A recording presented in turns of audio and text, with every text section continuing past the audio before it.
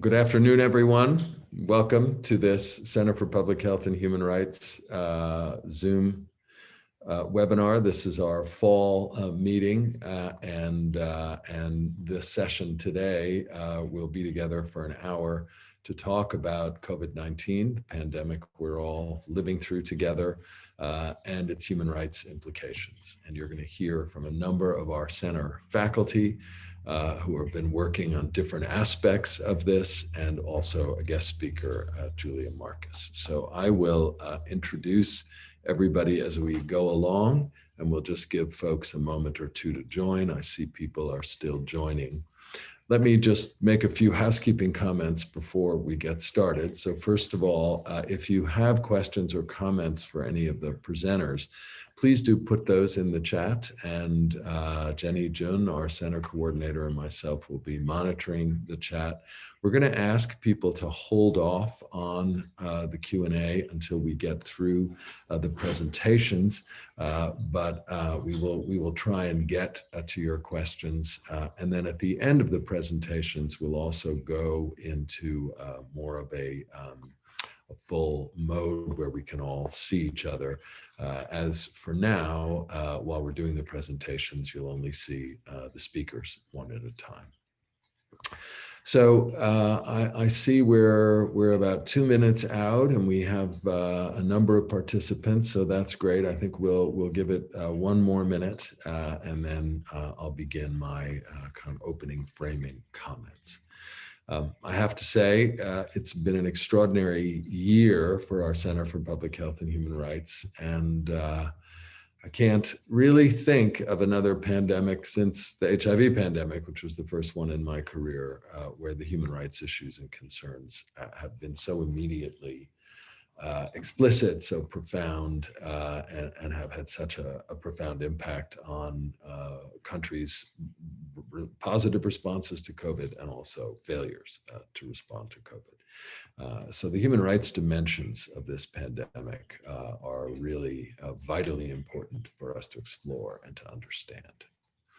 So with that, let me just make a few introductory comments. I think I would just say that there are so many things that we want out of public health and out of government responses in the time of a pandemic like this one. But what we have seen so much of, and what our speakers are going to talk about, is not human rights-based responses, but also an array of really, truly inappropriate responses, beginning with denial and censorship. So we know right from the start, the local authorities in Wuhan were closing down whistleblowers and preventing, at the earliest phases of this epidemic, scientific and clinical medical information getting out. We have seen a huge amount of blaming others, closing doors, shutting borders, trying to put blame on an array of other players, as opposed to taking responsibility for the health of the public and acting decisively. We've seen governments trying to act like they're doing something by arresting people or closing borders or shutting down flights. And in some cases, doing that with reasonable public health principles in mind, and other times just really attempting to look like somehow they're being tough without actually responding epidemiologically. We've seen criminalization of exposure and criminalization of transmission, fines, arrests, detention related to breaking social distancing regulations or curfews, which of course actually only increase all kinds of problems, including increasing the number of people who are in detention, which is of course an exceedingly dangerous place to be in a respiratory pandemic. We've seen opportunism on the part of governments, and I think Len Rubenstein is going to speak to this in terms of immigration, but restrictions, for example, on abortion rights that have nothing to do with public health control. Repeal of environmental legislation, again, that has absolutely nothing to do, but has been done in the name of COVID. And in the US, arguably one of the most profound abrogations of human rights, our essential closure of the right to asylum, which is an international treaty obligation based on the idea that Americans need to be protected from COVID, which, when we are the most affected country in the world, is both bad public health and a violation of very fundamental human rights. And finally, of course, we've seen stigma and discrimination, and that stigma and discrimination has spilled over in many cases and been aimed at healthcare workers, our colleagues, and providers, and of course also people and families and communities who've been affected by COVID-19. So when we think about these kinds of responses, and we think about how to adjudicate them and how to address them, how to think about them, we do have I think, a very important set of principles, which are the Syracuse Principles of 1984. Non-binding, not the status of treaty or law, but nevertheless, a very useful framework for thinking about how to balance human rights, civil liberties, social justice, and the kinds of restrictions that are necessary in pandemics or other public health emergencies.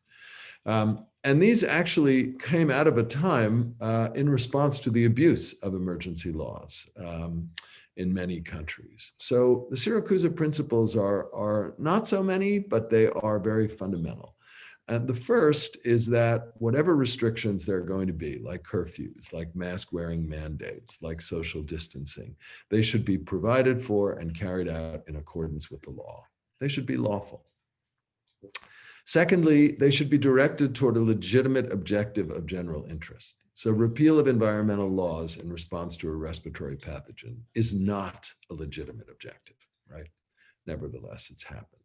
They should be strictly necessary in a democratic society to achieve the objectives. And here, of course, the objectives are control, prevention, control, treatment, and care in the response to this pandemic.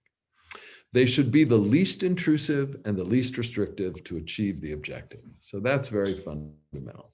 And we have seen, and I think Steph is going to talk to this, people really going overboard on restrictions that did not meet these principles of being least intrusive and least restrictive. They should be based on scientific evidence, that's fundamental, and neither arbitrary nor discriminatory. That's extremely important. We have seen both arbitrary restrictions and we have seen extraordinarily discriminatory ones as well. And finally, they should be of limited duration, so only as long as is necessary, respectful of human dignity, and subject to review. And that is very important. We need to have review of these principles. And if we were to respect Syracuse and we were to follow a human rights approach to this pandemic, what would we want governments and states to do? I think it's fair to say that there are sort of four large categories of what it is we would like to see. First is that we must always in human rights recognize the most disadvantaged. That means taking a gender lens, looking at racial and ethnic minorities, looking at migrants, looking at people in detention, and prioritize mitigation strategies around our public health interventions for these most disadvantaged populations. And in each pandemic, the people who are most disadvantaged emerge very quickly, and that certainly has been the case in the US. We need to engage and support communities, not stigmatize, criminalize, isolate, and repress. We need to lift barriers to access to healthcare. That is extremely important, and particularly important for people like the undocumented refugees that Len is going to speak about, and migrants, because we're all in this together. The virus knows no distinction by nationality or immigration status or legal or illegal presence in a country, and those barriers really have to be lifted in the interest of public health and of protecting rights. And finally, we need to heighten transparency and accountability. And what we have seen certainly in the abject failure of the US federal response to COVID has been such an extraordinary lack of transparency and a lack of accountability. And that has truly hindered our response to this pandemic. So those are the things we would like to see: recognize the most disadvantaged, engage and support communities, lift barriers to access to healthcare, and heighten transparency and accountability. And if we could do that in using the Syracuse principles, I think it's fair to say we would see a very different response to COVID, and arguably that we would have a better public health response, right? This is not one of those areas where public health and human rights are somehow in opposition to each other. Better human rights protections could lead to better epidemic responses, and also ones that the public will tolerate because they understand that they are the least intrusive, that they are subject to regulation, that they are being done under the rule of law. They're not arbitrary. They're not discriminatory. This is really fundamental because in pandemic response, of course, the trust and engagement of the public is fundamental.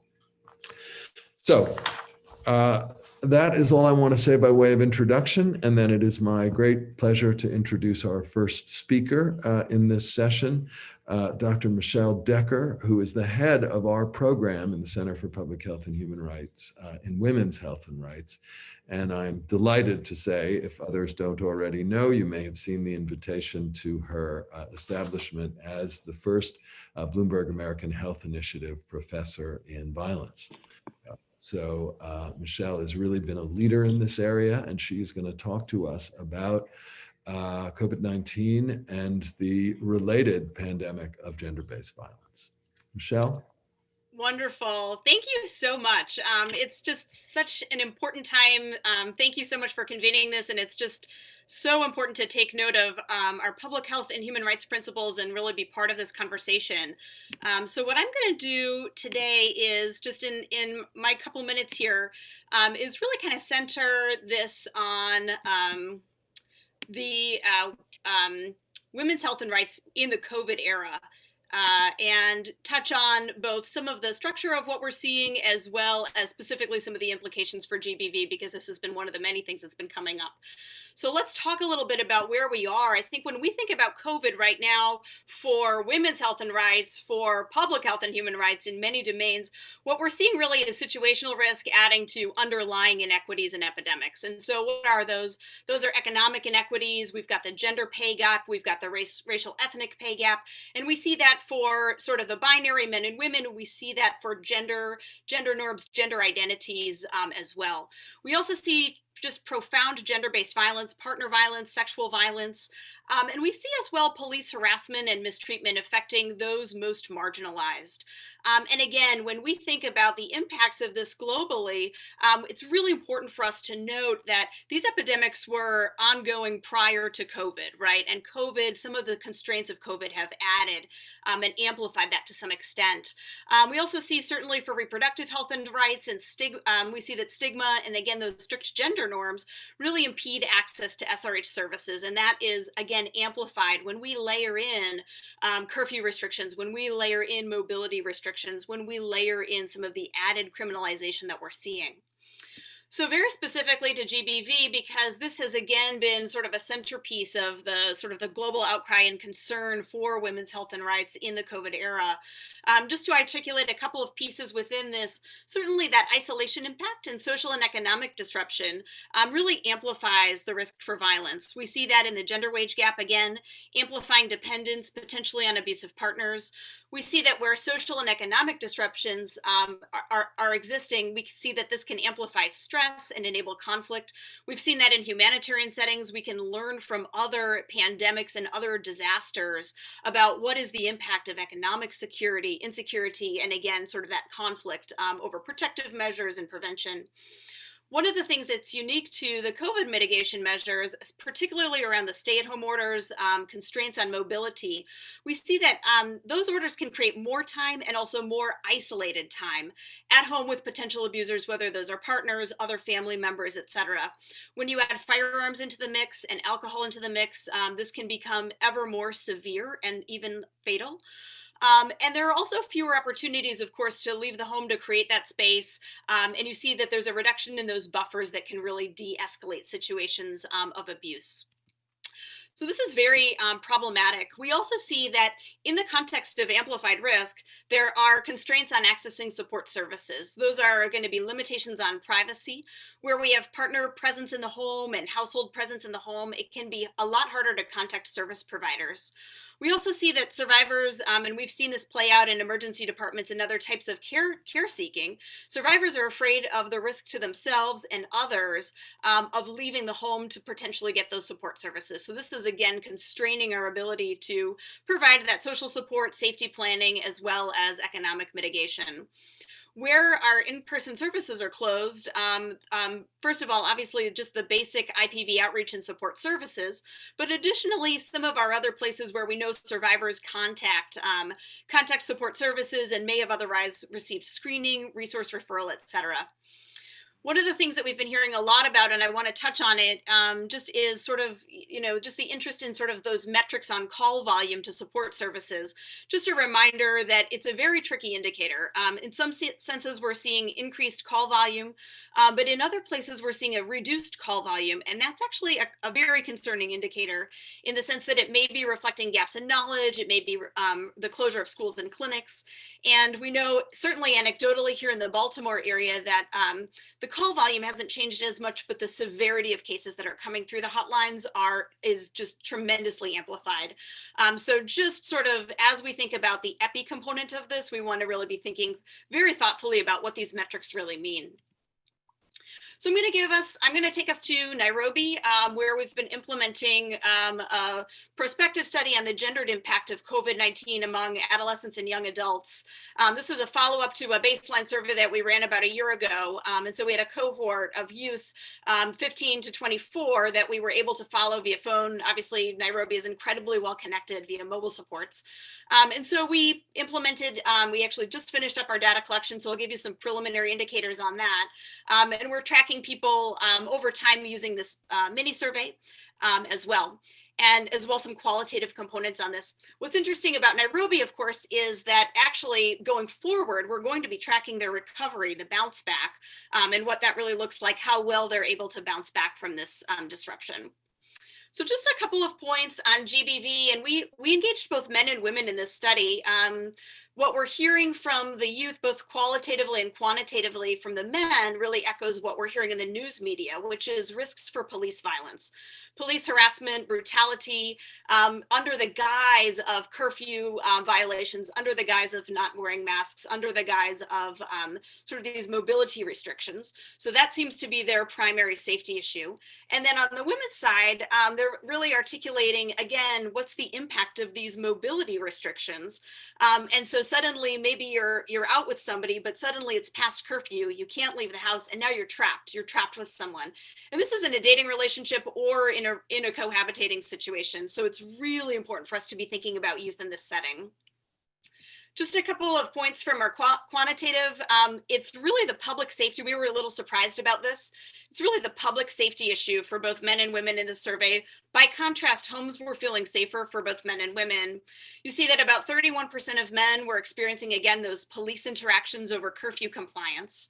And then for our women, we're seeing, again, just prevalent partner violence, 15% in the past year. And some of this is starting since COVID, and some of it, again, is underlying. One of the things we're doing is working with community partners to make sure that this is getting integrated into services. So we're very concerned that only about 38% had received information about these support services since COVID. And certainly we're seeing sexual harassment in this population as well, with some indication of increased intensity, again, since these restrictions went into place. One last piece that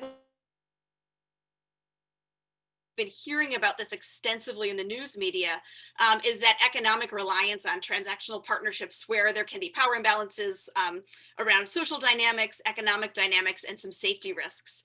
And so one thing that has been very interesting, I think, with this study design is we've been able to detect about a third of our sample for the women have been engaged in these transactional partnerships, but the majority were doing so prior to COVID as well.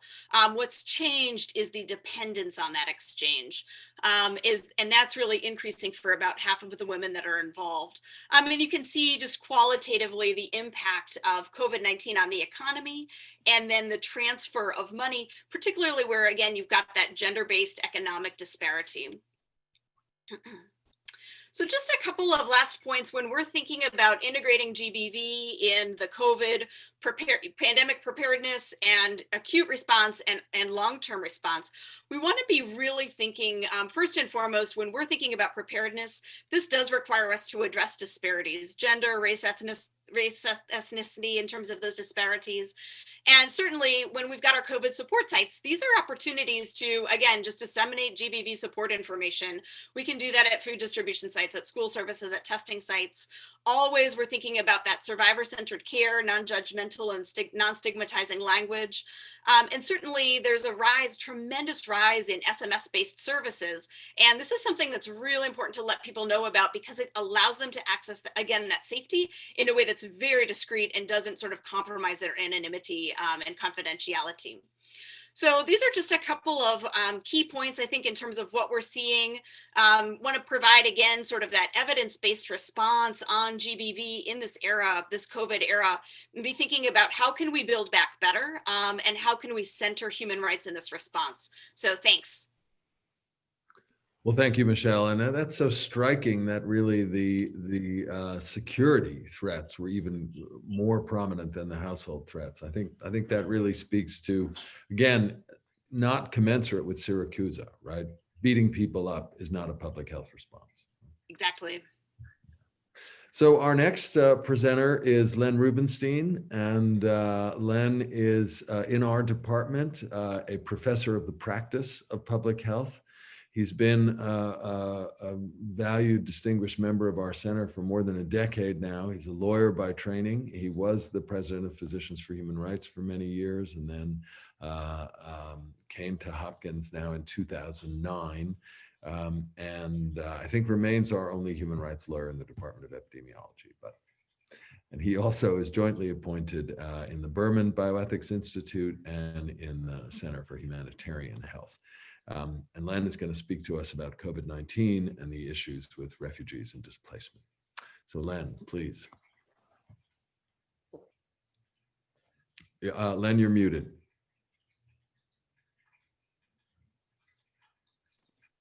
Sorry, it's a real privilege to be here.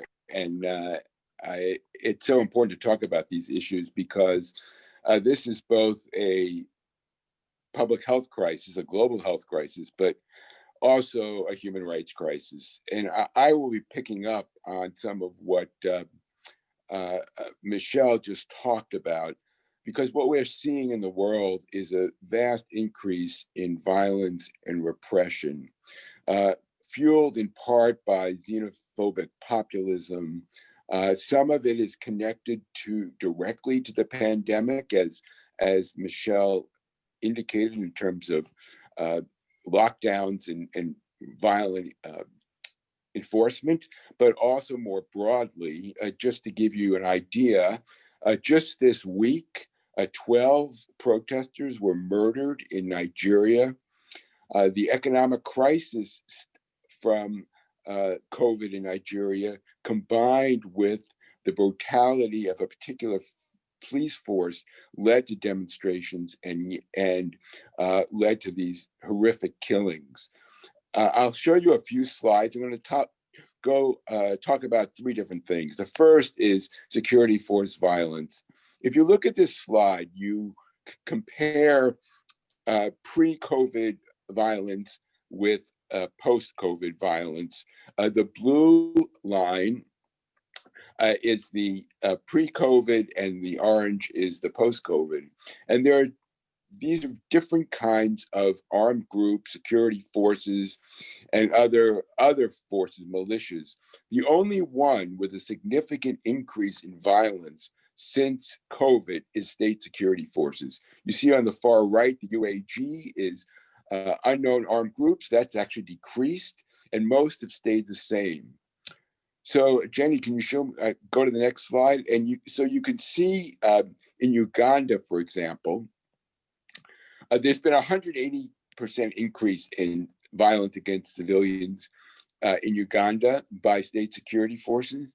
47% of the violence is directed at civilians, and this shows just the incredible drama and the extent of the human rights violations as a result of the pandemic, where security forces that always violated human rights now have been given even greater license to do so.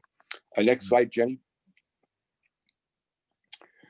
The second dimension is violence against health workers. You probably heard about some of these attacks. Right here in the US, there have been threats against public health officials, and around the world, there have been attacks on health workers engaged in the response.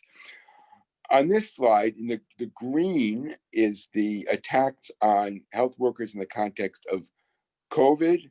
The red is the violence, war-related attacks on healthcare. Just to give you an idea, there were more than 1,000 of these attacks on health workers in healthcare in conflict last year. But now the COVID-related violence is far exceeding war-related violence, which is fairly extraordinary. The two leading countries in the violence are Mexico and India. And you can see what's happened in Mexico. There has been gang and cartel related violence and responses by state security forces with violence against civilians. And COVID has just exacerbated this. At the same time, the distrust in the health system has led to this increase in violence. In India, it's partially related, we think, to discrimination against Muslims in the country, as well as mistrust in the health system. And so health responders have become the victims of this violence. Next slide. The third violation is what Chris talked about. It's border blockages and lockdowns in connection with refugees and asylum seekers. On the left, you see people at the Venezuela border. As I'm sure many of you know, the crisis in Venezuela led to the exodus of millions of Venezuelans because of both the economic crisis there and the political repression. Many went to Colombia, but as Colombia went into lockdown and their economy collapsed as a result, many had to come back. Now, about 100,000 people are stuck in a squalid camp, a quarantine camp at the border with almost no sustenance, no sanitation, and no hope. Many more can't even get back to Venezuela because of the lockdown. That has become a pervasive problem throughout Europe now, as people from the Middle East, just as in 2015, are trying to get to Europe. And now we have crackdowns. We have terrible lockdowns in Greece. A fire destroyed a camp in Greece, and the people have no recourse. And of course, here in the United States, if you can go to the next slide, Jenny, we had the Remain in Mexico policy, basically violating asylum law by saying that people could not present themselves at the border at all. And they're living in informal, they're not even camps, they're in informal places, which are quite squalid and dangerous. And the courts have thrown out the Remain in Mexico policy, but just this week, the Supreme Court agreed to review it. But there's a larger implication, and I think this is really the final message, that it's not just that these repressive and violent acts are being taken by governments, but that they are, in some respects, trying to make them permanent. One of the responses of the Trump administration to the Mexican border situation was to say that COVID is such a public health crisis that on public health grounds, asylum seekers could not be allowed into the United States. Now, that was a bogus argument, but now they are trying to expand it as a permanent, using public health criteria as an alleged national security justification for preventing people from seeking asylum. On the right is the language, or a summary of the language of their new proposed rule, which says that if you have symptoms of any contagious or infectious disease, whether it's treatable or not, whether you've come into contact with such a disease, even if you don't have it, whether you have embarked from a place where the disease is either endemic or just prevalent. That is, you've made a stop somewhere on your way to the United States, and in such a place, there is such infectious disease, you can be barred. That is the rule that the administration is proposing, which would use public health approaches to essentially end asylum in the United States permanently. So this is what we're facing. I will end here, but just to make sure that we're aware of this very grim situation, which is a combination of, as I said before, kind of xenophobic populism and expansion of repression that we just have to come to grips with. So I'll stop there, Chris. Thank you very much, Len. And I just say, turn that around a little bit and think about the implications of that for Americans, right? I mean, we are the most COVID-affected country. So, we essentially would be barred from seeking asylum anywhere else on the basis of that. It really is quite extraordinary. And again, that's such a clear example of the misuse of public health data. I would only add that I think it's a low water mark of our Centers for Disease Control having signed off on this, on the stay in Mexico policy on public health grounds. There's clearly no public health principles in play there. So our next speaker is Steph Baral. Steph is an associate professor in the Department of Epidemiology and heads up our Key Populations program, the Center for Public Health and Human Rights. He founded that program. And he has also he's been very active in the COVID response and with colleagues in Toronto, set up one of the first COVID programs for unstably housed homeless people. So he's very much been on the front lines of this effort and also been publishing multiple papers, I think more than 10 now in the COVID space. So he's going to talk about COVID-19 and international human rights issues. And so Steph, over to you. Great, thanks very much. So I similar to the others, I'm really appreciative of the opportunity. A fair bit of what I'll talk about today actually just came out. It's such a great piece in The Economist the other day, and there was similarly a congressional briefing, all of which is linked in the talk.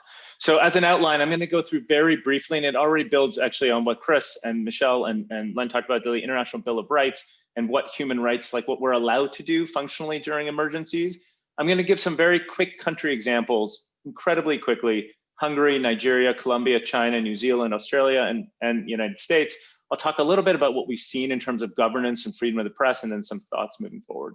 So, the International Bill of Human Rights is really the United Nations Declaration of Human Rights, and it is what enshrines rights and freedoms of all of us. It's not legally binding, though it's part of customary international law, and a lot of countries have written it into their laws.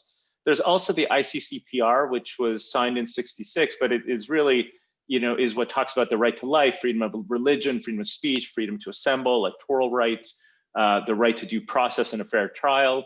It has 173 parties. And then the ICSCR, the International Covenant on Economic, Social, Cultural Rights. And it's what enshrines labor rights, right to health, right to education, the right to adequate standard of living. I will note the United States is a signatory but has not ratified this particular covenant. So as Chris talked about at the beginning, the ICCPR written into it has specific clauses in the times of emergencies. And it basically says that in times of emergencies where there's threats to life in the nation, you can do certain things that move away from the actual obligations to human rights.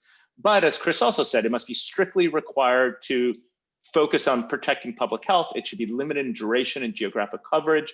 It should still be consistent with other obligations under international law. It should be non-discriminatory. And you still can't, you're not allowed to move away from core things, including the right to life, freedom of thought, conscience, religion, and freedom from slavery, torture, and cruel and inhumane and degrading treatment. And I'll note the ICSCR and the United Nations Declaration of Human Rights does not have anything related to emergencies. Like those things don't have special rules in emergencies. But so to reinforce, the ICCPR curtailments should be grounded in law, as Chris said, subject to independent oversight. They should serve a legitimate and necessary public health response, be strictly proportionate to the public health threat and limited in duration, and be non-discriminatory. And I'm going to give a series of examples, and I'm not going to sort of pass judgment. I think everybody on their own can see about whether they meet those criteria. Starting with Hungary. So on March 30th, 2020, there was the Coronavirus Protection Act, which was passed, and it basically indefinitely extended a national state of emergency with prison sentences for purposely spreading false information about the pandemic. In the context of already a very difficult political context, I think, as many of us know. I'll note this was ended on June 16th, but I think Amnesty and many others have written about that there's now this precedent that exists for extraordinary government powers that don't require any sort of parliamentary approval. In Nigeria, I think many of us have seen this news. This is from just the other day. There was the Control of Infectious Diseases Bill, which is a national bill that's still being discussed, although several states across Nigeria have already put in state-level versions of this, which allows you to detain individuals suspected to be suffering from infectious diseases, oversee demolition of property, take possessions, curtail movement and assembly. And I think many of us have seen this hashtag of SARS, the Special Anti-Robbery Squad, that has been accused and responsible for extrajudicial killings, torture, and just the other day, literally 2 days ago, there was shooting on a very peaceful protest in Lagos. In Colombia, a gentleman, Javier Ordóñez, was tasered several times. He was out not wearing a mask and was drinking alcohol with friends. He was taken to a police station where he died, and that set off a series of protests. During those protests, 11 people were killed. And as we've heard about, incredibly tight environments as well for immigrants to the country, because you need a matching ID in order to even go grocery shopping, and those are not available for many recent immigrants to the country. In China, I think it's, we've seen the sort of most intense lockdown is in Xinjiang. Many of you may have seen that during the Golden Week, over 600 million people traveled in China, including 18 million people to Wuhan. But in Xinjiang, it remains incredibly locked down. And I think many of us know that this is a place with pre-existing re-education camps. I think what many people don't know is the New York Times did an investigation showing that a lot of our face masks actually are being produced under forced labor in Xinjiang right now. And so it's this combination of a very specific region where there was already a fair amount of trouble, and there's forced labor making the very PPE that many of us are using. In New Zealand and Australia, even in countries that have been heralded, again, I leave this up to your own decision. New Zealand used military to oversee their quarantine facilities. Obviously, Australia, in Victoria specifically, similarly used a quarantine model, forced quarantine model. Over Melbourne, there was drones flying in the sky over very specific areas of the city, more economically marginalized parts of the city. And similarly, you may have seen those buildings locked down that were predominantly buildings where recent immigrants and more racialized communities were living before the entirety of Melbourne was shut down. And even in the United States, I think, and maybe obviously in the United States, as we've looked at these lockdowns and we think about what the human rights clauses are, we've seen that these the enforcement of these have not affected people, and actually the enforcement has really mirrored what enforcement looked like before, where it affects racialized communities and really seems to be related to the same histories of structural racism, redlining, and pre-existing differential sort of policing practices. So when we think about sort of governance during COVID-19, I think in 2019, we saw these mass protests that happened really around the world that led to changing government, changes in policy. But I think as Len already talked about, like, for example, in India in 2020, there was protests about the citizenship law that has been shown to discriminate against Muslim people. But those protests effectively ended during the curfew. When the bill was, there was question hour, there should have been question hour in Parliament, that was not allowed because of COVID-19, and 25 bills were passed in 3 days. Very similar thing happened in Canada.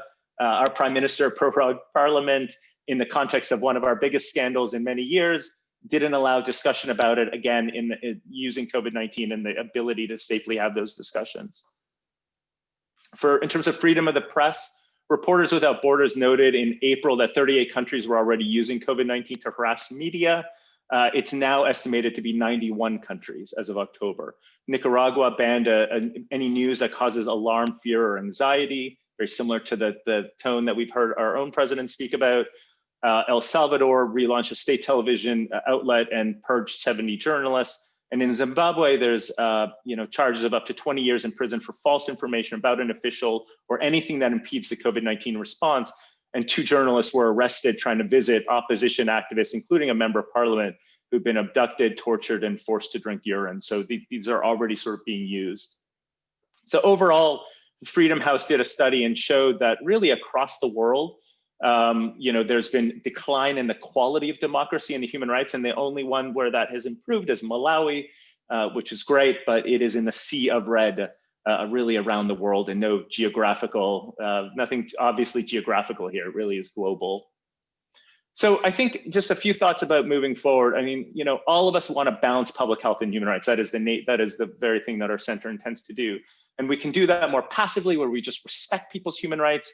We can move more actively to protect people's human rights in terms of creating mechanisms to prevent violations. And finally, we can take that sort of most active step of fulfilling people's human rights in terms of putting in place policies, procedures, and resources to enable people to exercise their human rights. And I think, as Chris already said, that doing this only aligns, with public health goals of obviously, avoiding any COVID-19 related morbidity and mortality. So I'll just a few thoughts, and obviously spoke very quickly because I wanted to say a lot. The International Bill of Rights has clauses in place for emergencies, but they should be limited in scope, aligning with public health goals. And I think, as we've talked about today, I think you can judge for yourself whether you really feel like the decisions we're making now are aligned with public health goals. There are truly dozens of examples across high, middle, and low income countries that appear far broader in scope. And there's just been limited attention. I think people just don't have the energy to talk about it. There's very limited media coverage. And we've seen these violations of right to life with people being murdered, freedom of speech, freedom of assembly, right to due process, electoral rights. And I just want to finish by saying that I think a respect, protect, fulfill framework, as was said, when we look at these sorts of interventions in the context of both public health and human rights, that we can find a great sweet spot to really achieve both, and with sustainable programs. So thanks. Well, thank you, Stefan. And I'm sorry to say, but also glad to say that you included the United States there. I think what we're seeing in terms of restrictions on voting and the voter suppression efforts that are underway are arguably one of the really darkest examples of a non-commensurate response, right, to COVID. We should be doing everything we can to ensure that everybody is able to exercise the franchise and vote. And that, of course, is not where we're going. So that brings us to Julia Marcus, who is our guest speaker. And Julia is an infectious disease epidemiologist. She's an associate professor at Harvard Medical School and the Harvard Pilgrim Healthcare Institute in Boston. She's been focusing before COVID on implementation of PrEP in the United States, so in the HIV space, and also looking at PrEP prescribing in diverse healthcare settings. And then, as so many of us have done, pivoted to engagement in COVID. And she has been looking at lessons from the HIV epidemic in a series of essays in The Atlantic, which many of you may have read, and she's focused on the importance of empathic public health messaging and potential harms of shame, blame, and criminalizing people during outbreaks. So we're delighted to have you, Julia, as our guest speaker, and welcome to the Center of Public Health and Human Rights virtually. And please, over to you. Thank you so much for the invitation to be here. So I want to, because this is where I'm coming from, the HIV perspective, I want to take you all back for just a second to the beginning of the AIDS epidemic, when this was the kind of public health messaging that was out there. A bad reputation isn't all you can get from sleeping around, and there's this image of a gravestone. And this kind of messaging did a few things at once. First, it really associated shame with sex, with the behavior, the risky behavior in question.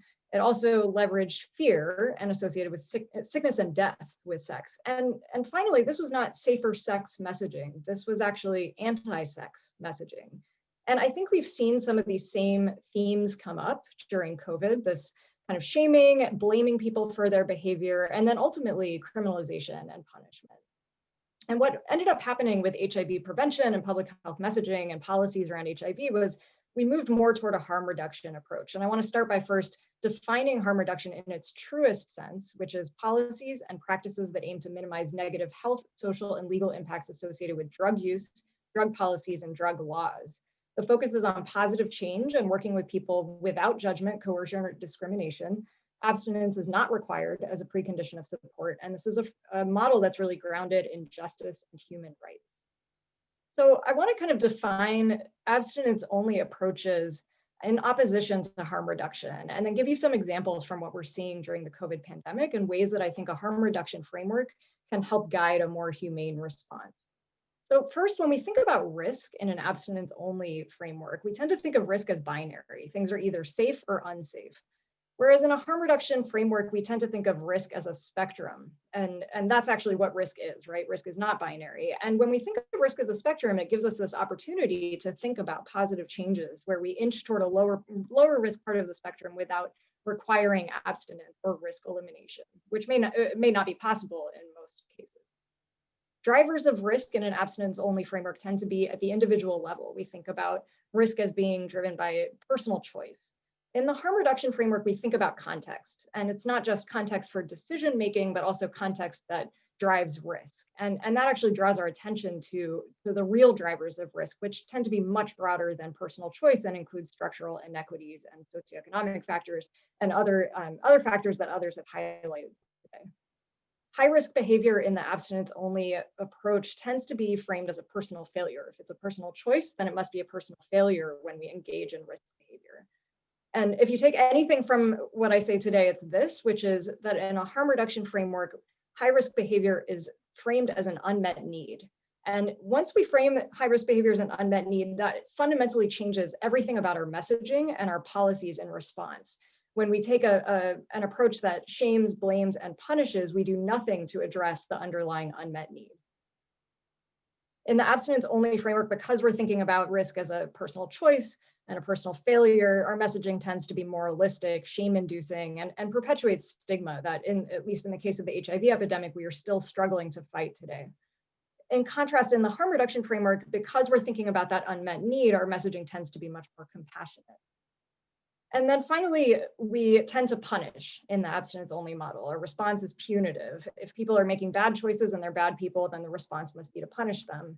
Whereas in the harm reduction framework, our response tends to be supportive because we are thinking about that unmet need and how we can take a more compassionate approach. So I'll give you some examples from what we're seeing today, just to give you a sense of what I mean here. So the binary risk messaging started from early March, really, with this message to stay home, save lives. And this may have been an important, clear message that we needed at the time, especially given the amount of uncertainty that we were experiencing. But we didn't really do a great job, I think, of evolving too much from that kind of binary messaging. We have seen more of messaging that's around a spectrum of risk. For example, this infographic here gives a sense of lowest risk to highest risk and ways to mitigate risk at each step of that spectrum. And so this is more like safer sex messaging, where you have some tools to protect yourself, even if you do engage in risk behavior. But I would say in general, we have tended to stick with these binaries around masks, around social distancing, in ways that I think obscure the full spectrum of risk and limit people's opportunities to inch toward a lower risk place in that spectrum. We have seen a lot of messaging around the drivers of risk being at the individual level.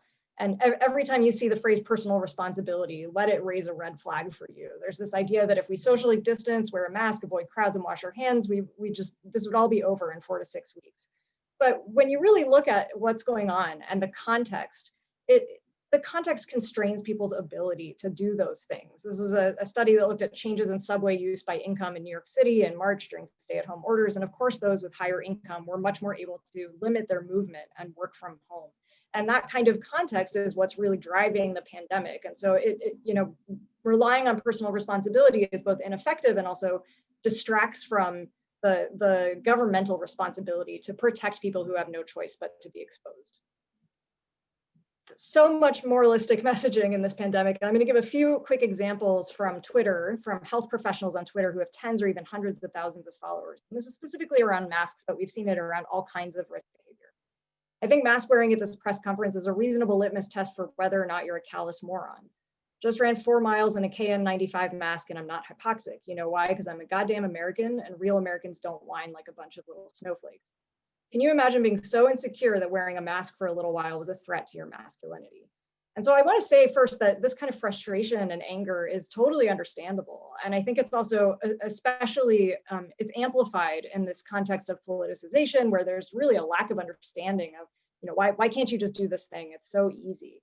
But the reality is it's hard to imagine going into a doctor's office and having someone speak to you like this about condom use, about statin use, about your diet. It's just not an effective way to change people's behavior. And it actually drives people's behavior behind closed doors where it becomes higher risk. So instead, we can take a more compassionate approach, and I'll give a few simple examples from mass campaigns from California, these short videos. Here's former Governor Jerry Brown saying, look, nobody wants to wear these things.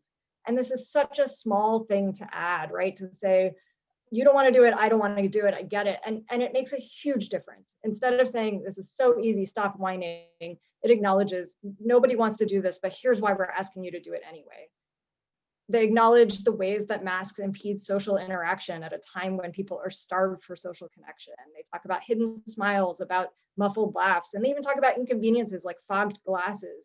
And that kind of empathetic messaging is what builds trust, which is the foundation of changing health behavior and an effective public health response. And then finally, instead of dismissing this concern about masks being a threat to masculinity and laughing at it, or condemning it, they actually acknowledged it head on. And they had former Governor Arnold Schwarzenegger, who we will all forever think of as the Terminator, at least people in my generation, saying this is not about being weak.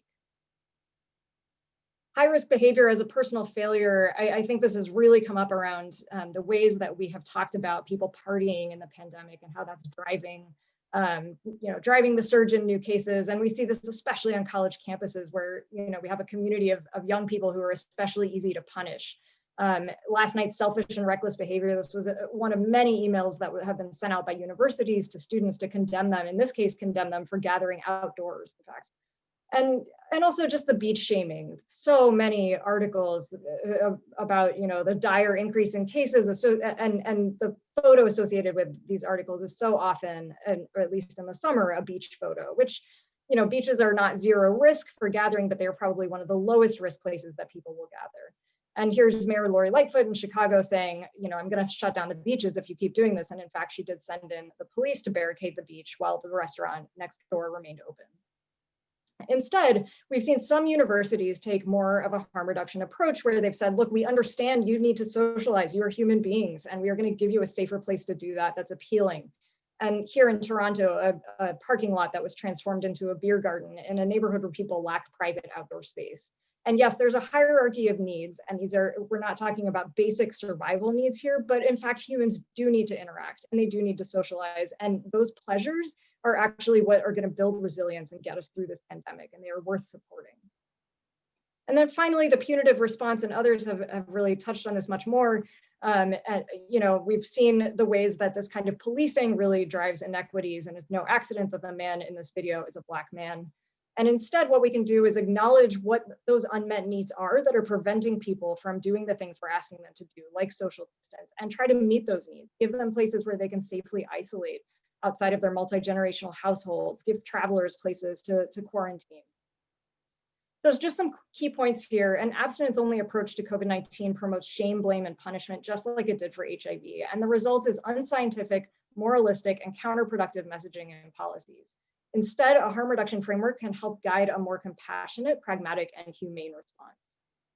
And I'll just end with these words from Dr. Bonnie Henry, who's the provincial health officer in British Columbia, who I think has really exemplified empathetic public health leadership during the pandemic. And she has said repeatedly to the public, be calm, be kind, be safe. Thank you. Well, thanks so much, and I think I would only add one other element to everything you've said, which I think is really so helpful and so compelling, and that is, of course, that unfortunately, because it looks like we are still in the thick of ongoing and certainly in this country and many others expanding community transmission and spread. That we need interventions that are sustainable over, unfortunately, what looks like longer timeframes. And the social isolation, draconian restrictions have proven to be not sustainable. So we really need a harm reduction framework for this long winter ahead, or certainly Northern Hemisphere winter ahead. So I'd love to open it up to the audience now. We've had a very steady audience here, and I think I'm just looking now at the chat. And I actually see a question from Michele to the other panelists. So Michele, why don't you go ahead and ask that question to kick us off here. Do you think extended school closures and the social isolation of children can be seen as a human rights violation? Julia or Steph? I'll take the schools one. Okay. I don't know. I mean, we'll see if like lightning comes down or what happens when we take on the school question. So Michele Gould saying, I'm not thinking about physical abuse, but sorry, there's a clarification that I'm not seeing. I think that's exactly where I was going to take this. I mean, I think that what I would say is that, the individual risk benefit decisions should be made based on individual risks and benefits of any particular intervention. And I think maybe what we could say is that when we make these sorts of decisions, often we've heard a lot of language of the precautionary principle, but I don't think that the precautionary principle should be used to abrogate human rights. I don't think the precautionary principle should include both the benefits and the harms along a continuum probability. So while I think that, I think it's more about sort of the decision-making process. When we consider, the needs of individuals, we should consider those needs holistically, and we should make decisions with all people's kind of like benefits and harms in place, and not devalue certain folks for other folks. And so that I think is, where we'll say. And then obviously from the school question, Emily Oster just did an incredible piece that many of you may have seen around this.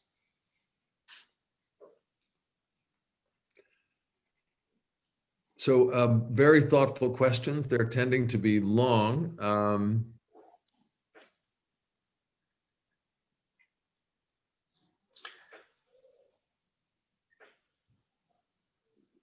Julia, can you see the stigma and HIV one?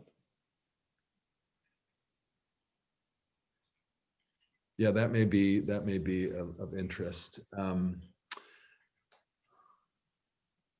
So it's again connecting to what you were saying about the early messaging around HIV and the stigmatization. I could maybe take the chair's prerogative to answer that, and at least in one partial way to start, which is that I think it's been very striking that people's preconceived notions about why people are not social distancing emerged so quickly, right? And you heard all kinds of things about, as you said, irresponsible behavior, right? And not, as you pointed out, for example, the occupational exposures. So, we actually were in a position in the spring at the sort of the height of the epidemic where we deemed people working in meat processing, poultry processing factories essential workers and forced them into occupational exposures and did not take the necessary precautions, did not provide PPE, and led to severe outbreaks and many deaths, losses of life. We have seen in this city of Baltimore, where many of us are residing, a telescoping down into the undocumented migrant community, actually the largest migrant community by zip code, now is the most burdened part of our city. And that is overwhelmingly because those people have no choice but to work. Right? And so, social distancing, and Steph has published on this, is a privilege. Telecommuting is a privilege. Being able to have good Wi-Fi and internet access and multiple platforms in the home so that kids can go to school virtually and parents can work virtually is privilege. And not understanding that and attempting to mitigate it is a failure to fulfill the rights to education, the rights to well-being, all of those rights. This is the last part that Steph was talking about. And so we abrogate the fundamental responsibility and then blame people, for failures to do things that they simply cannot do.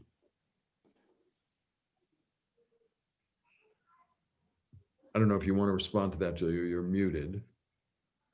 Yeah, I mean, I would just add, I think it's interesting to see, I've been very struck by the fact that even some people who have worked for decades on HIV have also kind of gone to this blaming and punishment.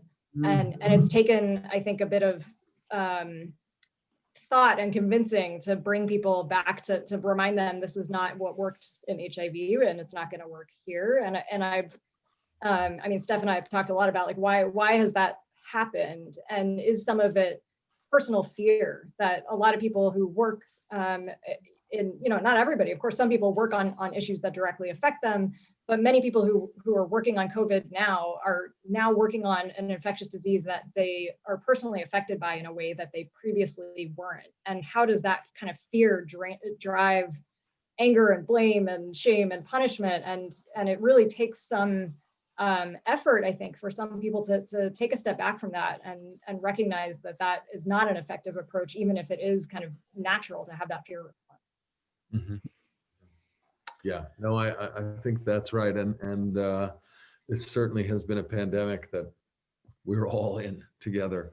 Well, we've come to actually a little past the top of the hour. So let me close this session, first of all, by thanking all of you marvelous speakers, Michele, Steph, Julia, and Len. Deeply appreciate your thoughtfulness. We can see from the chat that people have really been responding and finding this helpful. And I think this, unfortunately, is an area where we really are going to need more vigilance and more work in this area as the epidemic continues. And as we get into some, hopefully, of the next generation, the next series of challenges, things like how are we going, if we do have safe and effective vaccines, how are we going to equitably distribute them? And the same with antivirals, and the same with the broadly neutralizing antibodies, which are going to be promising for different populations, and where these issues of social justice, human rights, equity, discrimination are still going to be with us. So there is a great deal of work to do in this space, and I feel better already just knowing that smart people like all of you are committed to working in this area. So thank you so much. Thanks to everybody who's joined us. Again, wish we could be all together, but I hope you join me in thanking all of our speakers virtually. This has been a marvelous session. Thank you all so much. Take care. Thank you. Bye. Thank you. Thanks.